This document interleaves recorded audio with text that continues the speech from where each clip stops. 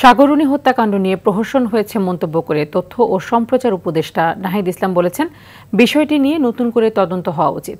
গণমাধ্যমে দলীয়করণ করা যাবে না মন্তব্য করে তিনি বলেন, গণমাধ্যমের স্বাধীনতা নিশ্চিত করতে স্বাধীন গণমাধ্যম কমিশন করতে যাচ্ছে সরকার।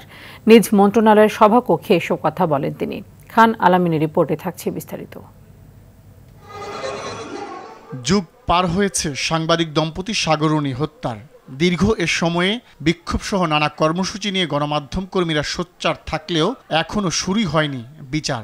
ধারাবাহিক কর্মসূচির অংশ হিসেবে এবার আগামী ৪৮ ঘন্টার মধ্যে হত্যাকারীদের গ্রেফতারের আলটিমেটাম দিল বিএফইউজে। সাগররুনির হত্যাকারীদের বিচারের আওতায় আনাসহ বিগত দিনে সাংবাদিক হত্যা ও নির্যাতনের সব ঘটনার বিচারের দাবি সংগঠনের নেতাদের। জাতীয় প্রেসক্লাব প্রাঙ্গণে বিএফইউজে ও ডিউজের বিক্ষোভ সমাবেশে এর দাবি জানানো হয়।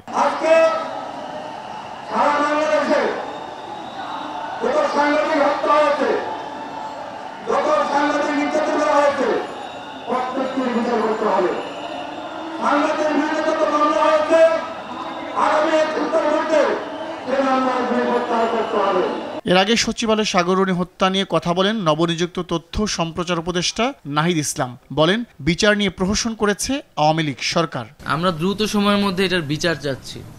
এটা নিয়ে আর কোনো ধরনের আমরা প্রহসন, এটা নিয়ে আর কোনো ধরনের টালবাহানা চাচ্ছি না।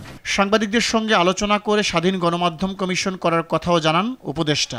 আমরা স্বাধীন গণমাধ্যম কমিশনের কথা প্রাথমিকভাবে ভেবেছি এবং সামগ্রিকভাবে মূলত সাংবাদিক সমাজের সাথে আলোচনা করে আপনাদের বক্তব্যের প্রেক্ষিতে মূলত আমরা এই উদ্যোগগুলো নিতে যাচ্ছি। গণমাধ্যমের স্বাধীনতা রক্ষায় প্রয়োজনে আইন সংশোধনের আশ্বাস দেন তিনি। আইনের পরিবর্তন, তারপরে বেতনের বিষয়টা নিয়ে আলোচনা করা এবং এই প্রতিষ্ঠানগুলা, এই অধীনে যে প্রতিষ্ঠানগুলো রয়েছে সেগুলোর একটা আধুনিকায়ন করা এবং সার্বিক কাঠামো সংস্কার করা।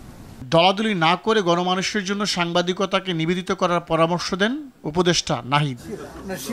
খান আলামিন, RTV, ঢাকা।